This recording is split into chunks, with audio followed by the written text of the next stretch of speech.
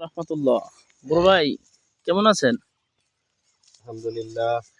পেঁয়াজের এবার ফলন কেমন একটু যদি দর্শকদের বলতেন।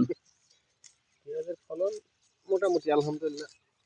না আসলে দেখতে তো পাচ্ছি অনেক সুন্দর মনে হচ্ছে, বাট হচ্ছে আসলেই সুন্দর, অসাধারণ।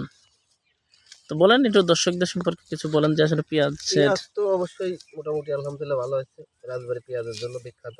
তবে গতানুগতিক প্রতি বছরের মতো এবার সে তো ভালো হয় নাই।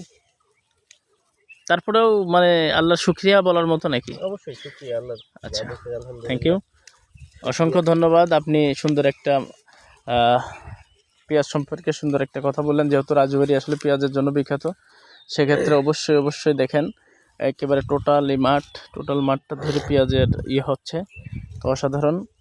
সবাই অবশ্যই পাশে থাকবেন। আল্লাহ হাফেজ।